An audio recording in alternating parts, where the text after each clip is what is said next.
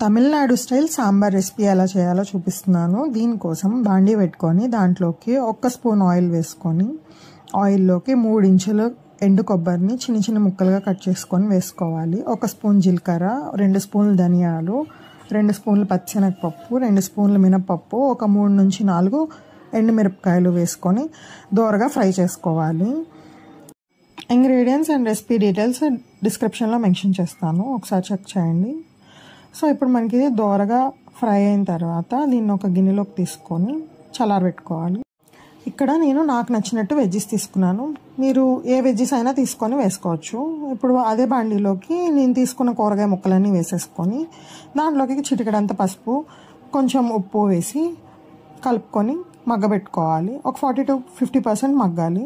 మనం ఏదైతే పేస్ట్ కోసం మసాలా ఫ్రై చేసి పెట్టుకున్నామో దాన్ని మిక్సీ పట్టుకొని పక్కన పెట్టుకోవాలి. ఇప్పుడు మనకి ఈ కూరగాయ ముక్కల్లోంచి వాటర్ వచ్చి కూరగాయ ముక్కలు అనేవి మగ్గిపోతాయి కదా, కొంచెం అందులోకి మనం ఒక 2 స్పూన్ల కారం, లేదంటే మీకు కారానికి తగ్గట్టుగా కారం వేసుకోండి. నేను వంకాయ ఫస్ట్ ఎందుకు వేయలేదంటే వంకాయ అనేది తొందరగా మగ్గిపోతుంది, అందుకని నేను కొంచెం ఉడికిన తర్వాత వంకాయలు వేసుకొని ఒకసారి కలుపుకొని దీన్ని ఒక 1 to 2 minutes అలా వదిలేస్తే వంకాయ కూడా కొంచెం మెత్తబడుతుంది. తర్వాత దీనికోసం మనం ముందుగానే ఒక నిమ్మకాయ సైజ్ అంతా చింతపండు నానబెట్టుకొని రసాన్ని తీసి పక్కన పెట్టుకోవాలి. ఇప్పుడు ఈ కూరగాయ ముక్కల్లోకి ఒక గ్లాస్ వాటర్ పోసుకోవాలి. వాటర్ పోసుకొని కలుపుకొని దీంట్లోకి ఒక 2 రెమ్మల కరివేపాకు కూడా వేసుకోవాలి. కరివేపాకు వేసుకుంటే ఫ్లేవర్ బాగుంటుంది. కరివేపాకు వేసుకొని తర్వాత మనం అది బాయిలింగ్ పాయింట్ వస్తుంది. బాయిలింగ్ పాయింట్ వచ్చిన తర్వాత మనం దీంట్లోకి చింతపండు రసాన్ని కూడా వేసుకోవాలి. తర్వాత మనం ఏదైతే పేస్ట్ చేసి పెట్టుకున్నామో ఆ పేస్ట్ని కూడా వేసేసుకోవాలి. ఇలా మొత్తం వేసుకొని మరిగించుకోవాలి.